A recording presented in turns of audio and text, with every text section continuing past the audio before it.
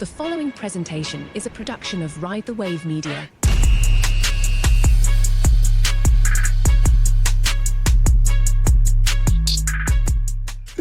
Okay. We're back. We are those guys. We hope to be your guys. And Nick, is this the real life or is this just fantasy? We've sort of been teasing that we wanted to do this, but you bring the credentials of 10 years in the National Football League. Really, the only credential I could lean on is 10 plus years playing fantasy football. And I realized, having worked together as long as we've had, that's a passion that we both share. Yeah. We are both avid fantasy football players. And I think it'd be a wonderful thing that once a week we'll bring you kind of a fantasy perspective on what we see on the football field. Listen, this is Friday. We just saw Thursday Night Football. We're actually recording this ahead of time, so we don't know who won, but I do know that the leagues where I rostered Patrick Mahomes and Travis Kelce and Rashee Rice, you can sense a theme here, those teams smashed. And for where I have Lamar Jackson or where you have Mark Andrews, Nick, or basically all we hope to do on this podcast is promote players and talk about how they're going to score points for your fantasy team. I don't really missing anything here, am I, Nick? How you living, Nick Ferguson?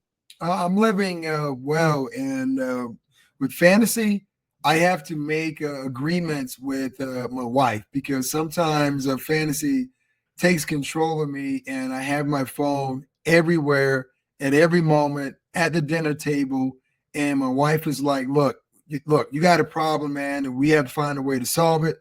So this is a wild time for me, but I did make a commitment to her. I will not look at my fantasy roster while I'm at the dinner table. I just yes, and I leave.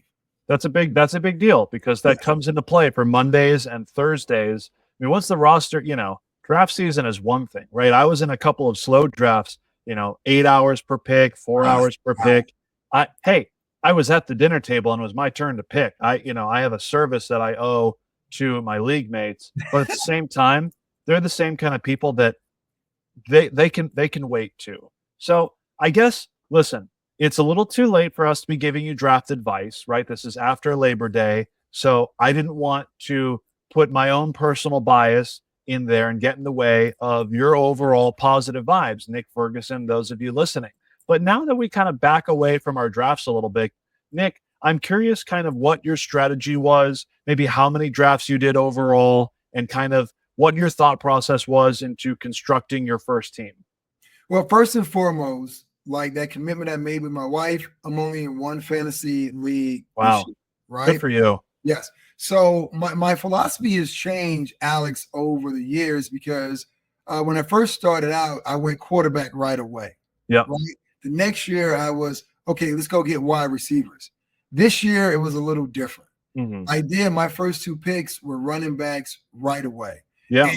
Just so happened, it all depends on where you fall too, because some people are in those snake drafts. And I wasn't in a snake draft where I could pick up two players maybe in the same round. So I had to be really, really strategic by what I wanted to do. And there were some guys, obviously, that you want to pick up, but you're never able to pick up. But my philosophy right out the gate is I'm in a PPR league. I want to go heavy running backs right away. And that's the thing I look at. I didn't look at, who they were facing week one, but I did look at the bye weeks. As I had a sheet of paper next to me, I had all the players written down in a sequential order of importance who I wanted, but I also had the bye week to make sure that I didn't cross the streams because as we know, crossing the streams is bad. So that was kind of my philosophy. What was yours? Well, we'll kind of agree to disagree. And I love your perspective, right? You just let the draft board fall as it did. At the 5th overall selection, I think Bijan Robinson, who you ended up with, is a good value, right? If you were targeting a wide receiver, the likes of Tyreek Hill and CeeDee Lamb off the board, and now you're kind of juggling between, Justin Jefferson playing with Sam Darnold, Jamar Chase, who, again, less than a week before week one, Jamar Chase still has not been with the Cincinnati Bengals. You're asking yourself these questions, whereas you just go, look, Christian McCaffrey or Breece Hall are off the board, Bijan's there, and in a PPR league, he's absolutely going to get that pass-catching work that he showed even under a different offense led by Arthur Smith. So into it. Kyren Williams in your second round, one of my favorite guys. I was on him early last year. Of course, I don't want to lie. I didn't have him drafted, but when you're sorting through, the waiver wire decisions, he was my top priority each of those weeks, and he never, other than the injuries, never went to my bench. I think there were close to 250 touches that to Rams running backs that weren't Kyren Williams last year. That was Ronnie Rivers. That was Cam Akers before he was traded. Again, and you're just getting so much upgrade with Blake Corum, whose talents are kind of redundant to what Kyren is dealing with. I'll just say that I was able to get Blake Corum in a couple of the leagues where I have Kyren, not all of them. But my thought process is when Kyren's healthy, he's going to be on the field because he does all of the things that Sean McVay asks him to do. And he's a 6th-round pick because his athletic profile didn't flash. We talked about this throughout the draft process that Xavier Worthy running a record 40-yard dash doesn't always equate to football speed or talent. And Kyren Williams showed he can run well above the 4.6 that he showed at the Underwear Olympics. My strategy, Nick, was to go wide receivers early and often. And I figured if a running back fell to me at the right position, great. But I'm pretty sure that in 3 of the, I've done 4 drafts already. I have 1 more. It's fine. It's totally fine. It's fine with you, but is it fine with the missus? She's great. I mean, yes, we've had many of those same conversations that you and your wife have had, but at the same time, it gives me joy. I'm not going out and harming anybody. I'm just playing a silly little game on my phone. So in the end, how harmless could it really be? We'll circle back to you, when we're a family of 4. And my time may be stretched a little bit more, but for now, my family of 4 are the 4 fantasy leagues that I'm in. And again, I was all in on wide receivers. The majority of these leagues are full PPR, so I want to be able to exploit that. 100 targets means more to me as a receiver than 200 rushes as a running back, right? So where I was fortunate to get Kyren Williams, I was thrilled to have him. At the same time, though, I identified whatever receivers would fall to me.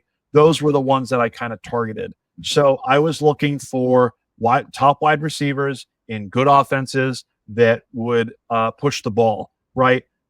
We all love DK Metcalf, and we're wondering what happened to Jackson Smith and Jigbo last year. Well, part of that was because Pete Carroll and that offense led by Luke Getsy had the slowest pace on offense, right? They ran fewer plays, about a dozen fewer plays on offense than the number 1 team in the National Football League. So if you extrapolate that and say, okay, that's 12 fewer plays, and DK Metcalf had 20% of the targets coming from Geno Smith, that's 1 or 2 targets a week, and that adds up to almost 30, 40 targets a year that DK Metcalf isn't getting, not because he doesn't deserve them, but because the pace of that offense plays at is a detriment to his ability, his ceiling to score points. So my strategy in that was to just make sure that, teams would pass the ball. There would be a high offensive rate of play there, but also some gambles in there as well. If you go earlier on the podcast feed, we previewed both the Kansas City Chiefs and the Baltimore Ravens as they approach week 1. We just saw that last night, but I'm going to make it easy, Nick. Good players from good teams. Patrick Mahomes, Rashee Rice actually is my most drafted player because he was falling in round 5, round 6 for most of my 10, 12 league team drafts. And I just identified him as, look, the value was cratering not because of his overall talent, but because of issues off the field that he should and likely will be suspended for, but we've heard nothing from the National Football League. So until I hear otherwise, this may be an issue for his 2025 season and not what we're seeing in 2024. So I went receivers early and I went receivers late. Maybe you noticed this, Nick, because I know that you ended up with, I'm just checking your roster right now. I'm correct me if I'm wrong. You were looking to target some rookie receivers as well, but ultimately the draft board didn't quite shake out the way that you did, because ultimately I saw a ton of value, at least taking 1, maybe 2 of the top rookie receivers, meaning, first rounders in the NFL draft. Yeah, man, I was eyeing Marvin Harrison Jr. and Rome Odunze. Mm-hmm. And those guys went off the board. But with a Duze, I was saying, okay, listen, I already have DJ Moore, already have DeAndre Swift. Yeah. And I think when you look at the fact of those three guys, week 7, they would have buys. And I was thinking strategically, that would put me in somewhat of a bind with those guys on buys. And the way that the draft was falling, there was not a lot of value that I can pick up at that time. So what I opted to do was I said, okay, well, with Sam Darnold being in Minnesota and you got Justin Jefferson being that main guy, the other guy opposite him is going to get some touches too. Right. And it's Jordan Addison. Right. So that's why I picked up Jordan Addison. And that's okay. Well, listen, if we're looking at the idea of Kansas City and wanting to get a piece of that Kansas City offense, well, they just acquired a guy in Hollywood Brown to be the Tyreek Hill for 2024 and beyond. So, well, he's injured this game. I sit him for the extent of his injury. And then later on, I could plug him into, the offense. But here's the other thing, too. I had to strategically think about acquiring guys who would give me excellent trade value later on. Okay. Like normally I wouldn't get 2 tight ends on my team. I would just stream the tight ends. But I said, well, let me get Ingram and let me go get Dallas Goedert. Why Dallas Goedert? Because when you look at the Philadelphia's offense, Dallas Goedert is still going to be an intricate part of what they do. And if he starts to put up numbers, once again, I get trade value. What are you willing to give me if you are in need of a tight end? Because there are not too many great tight ends after you go from Ingram to LaPorta, TJ Hawkinson, who's injured. You have Mandrews, right? Then you have to go to your second tier with guys like Isaiah Likely. There's not a lot of tight ends out there. I mean, you can even, Pat Fryermuth was one of those guys who I looked at as well. But I say, well, looking at the framework of the offense, who is going to be a more reliable, 5 down, like 5 yards pick up for the quarterback? And I was like, Dallas Goedert was going to be like that. So it's about drafting with the idea of moving pieces around and later on in the season having draft capital. I mean, trade. And what you're identifying too, even with the example of Dallas Goedert, but you mentioned Hollywood Brown and Rome Odunze. For me, I ended up with both of them among my leagues in particular because they were being drafted as the 3rd pass catcher in what we understand to be great offenses. We know with the Kansas City Chiefs, we believe with the Chicago Bears that they can get there. Can they keep 3 guys all fed with targets? Is Rome Odunze going to come out of the gate earning more targets than DJ Moore and Keenan Allen? Probably not. But the rapport that he had with Caleb Williams early on, pre-draft workouts together, they fly together to Chicago, and knowing that the Bears picked up Keenan Allen, not expecting Rome Odunze to be there at 9th overall. So I'm willing to take a bet when it was the 75th pick overall with Keenan Allen and DJ Moore well off the board, thinking that, hey, their connection, their rapport is something that could work together. And with Hollywood Brown, the shoulder injury, that made his draft stock plummet. I think more often than not, I'd see Rashee Rice and Xavier Worthy get drafted kind of early. But I loved the value in Rome Odunze, Brian Thomas Jr. with the Jaguars, who's going to be competing with your Evan Ingram for targets there in Jacksonville. But there just seemed like a whole lot of opportunity for me to take those rookies in the middle to late rounds rather than spending my last overall pick on A.D. Mitchell or Keon Coleman or, no disrespect to those guys, but by paying a couple rounds more expensive, these are my wide receiver 4s, 5s. I'm not expecting them to produce for me right away, but I know that I can at least rely on elite talent that was identified by multiple front offices that made them worthy of a 1st round selection. And look, draft capital is bunk, right? Teams make mistakes all the time. Right. But at the same time, Brian Thomas, who's getting drafted outside of the top 100, just led all of college football with receiving touchdowns last year. I'll take that risk. That's a calculated bet that I'm willing to do. And because I had such an emphasis on wide receivers, I'm also taking a lot of bets on split backfields, right? Without knowing who the lead guy is, right? Was I, in love with Braylon Allen? Yes, until he was drafted by the Jets, knowing that he'd be behind Breece Hall. I need to understand the situation that certain running backs are being put into, and not just rookies, right? When you have big seismic shifts with either free agency or how a roster is overall constructed, that sort of helps me figure out what it is that I want to do. I have a league, I wanted to identify the Cincinnati Bengals and Dallas Cowboys in particular. I've got one league with Zach Moss and Rico Dowdle. I've got another league with Chase Brown, right? I'm fortunate enough to be able to spread the chips around, but at the same time, Nick, I want to target good offenses that have a history of relying on running the football and knowing that I'm not competing with I'm not drafting Tyler Algier because, yes, he's going to get work, but unless there's an injury to Bijan Robinson, he's never going to be a featured guy. You never know in a backfield with Zach Moss and Chase Brown or Rico Dowdle and Ezekiel Elliott, which one of them could take over, right? So, in identifying the running backs that I wanted to use or at least take a shot on, they may not be starting for me, but it's all, entirely possible that we could see a breakout candidate like a Kyron Williams last year, who was going undrafted compared to Cam Akers, who we were, sure solidified that top job and yet was still a 6th, 7th round pick in your fantasy drafts in 2023.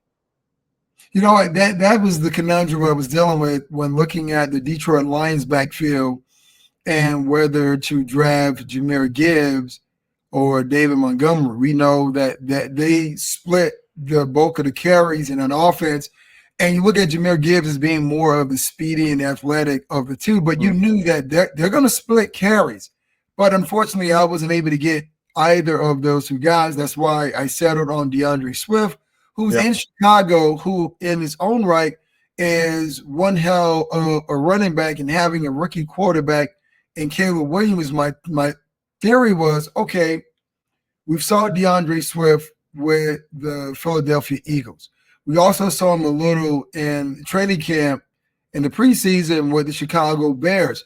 We know that he does a great job catching the ball out of the backfield, and that was the thing that was on my mind. Yeah, you want carries, but it's about touches and it's about targets. So just getting a guy in a run-heavy offense that you figure that the quarterback is going to turn around and hand it off to him, hey, man, that's great. But I also want a back who has versatility where I know that, hey, he's going to be involved in the passing game. He's going to be involved in the screen game as well. So once again, in those PPR leagues, the volume is going to be there. And that's what I was thinking about. But more importantly, what happens inside the red zone? Is this a team that's going to look to throw the ball inside the red zone opposed to handing it off? That was kind of a determining factor in me selecting certain players who were available to me when I had the opportunity to choose. Yards are great, but touchdowns are what win you games. And the league where I have DeAndre Swift, it was, again, I started my draft receiver, receiver, receiver, receiver. I went four. Let me rephrase. I went three receivers, quarterback, and another receiver. I could start up to 4 receivers, so I thought that was my strategy in a PPR. But at the same time, I feel like I settled on DeAndre Swift. And maybe this is one of the polarizing players that we get to disagree on all year, because I invested in the talent, knowing that when they get to the red zone in Detroit, there is a reason why Jamal Williams led the league in rushing touchdowns for a season. There's a reason why he was shifted out of that offense in Philadelphia. DeAndre Swift, while being a highly sought-out commodity and one of the first signed players in all of free agency to Chicago, he's always been a split backfield guy. And no running back other than Christian McCaffrey in 2024 is going to carry 100% of the work. But I am worried about the ceiling. But that being said, getting passing work in the backfield and seeing that that's something that Caleb Williams is capable of. Again, the major difference that I had Caleb versus Jaden Daniels, Caleb continues plays with his arm where Jaden just wants to take off and run. So I just, I'd like to think that there's going to be enough of a role carved out for DeAndre Swift, but, with 250 touches, that's all he's going to get. How do we maximize that efficiency as best as we can, knowing that, other guys can get somewhere north of 300 touches. So I'm excited. Clearly, you can tell I'm excited. Nick, you're excited as well. To your misses and to your 11-team league mates, you are all in. 100% of your attention is devoted to them. Meanwhile, what I think I can bring to the program is exposure to different players, different draft strategies. Well, kind of. It's kind of receiver heavy in all of them. But nonetheless, a wider net cast to talk about the players that you selected. I don't know, Nick, we always do this. We should keep it up for the fantasy show. Before we split, any week one matchup that you just identified, even looking at the schedule now, or just when you were going through your draft, you said, wow, I love the way that this player stands to score big early in the season, kind of get you off and running? Well, it's not essentially an individual player. Or pick a team, yeah. Well, I was thinking more or less San Francisco versus the New York Jets. These are two teams that I would say the coaching staffs know each other well. And I happened to be a part of the coaching staff when Robert Saleh was working with the 49ers. And knowing that Aaron Rodgers only played 4 plays, I believe, last season. He didn't play any of the preseason. So it's going to be one hell of a matchup. And then knowing as though in the postseason for Aaron Rodgers, he has a poor record against the San Francisco 49ers. I believe he is 0-4 in the postseason against San Francisco. So he wants a little get back. And with Christian McCaffrey nursing a calf injury, he's probably going to play, but how effective is and will he actually be? So this was one of those games I was looking forward to because there's so much history that goes into this lead up. Aaron Rodgers wanted to be drafted by the 49ers. Didn't happen. Right? Now he can get some get back in week one and put Brock Purdy in his place. And here's the biggest thing for me. I love defense. And looking at what the Jets have done this offense with their defense, I'm looking to see how Robert Saleh is going to be able to match wits with Kyle Shanahan. So this is the game of all the games that I am focused on, and I want to see what's going to happen. That's why it's in prime time. I think for many of those same reasons, I'll look at the NFC playoff rematch of the Rams and the Lions. Nick, we both are heavily invested in Kyren Williams. This Detroit defense was top 5 in stopping the run, and that's in large part because their secondary was god-awful. So if that doesn't work out, maybe where I have Cooper Kupp will be beneficial for me as well. But if we're being truly honest, knowing that both Tyreek Hill and Jalen Waddle are back at practice and are ready to go for Miami week 1, give me that Florida Bowl, the Dolphins and the Jaguars, Sunday at 1 o'clock Eastern. 1 o'clock Pacific. Yeah, 1 o'clock.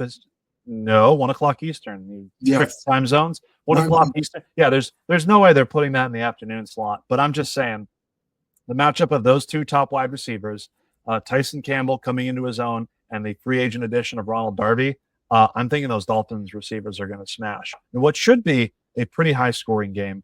He's Nick Ferguson, 10 years in the National Football League. I'm Alex Hardy, boasting 20 years of fantasy football experience. So that's why I'm the professional on this show compared to when you listen to those guys and Nick Ferguson breaking down the X's and O's.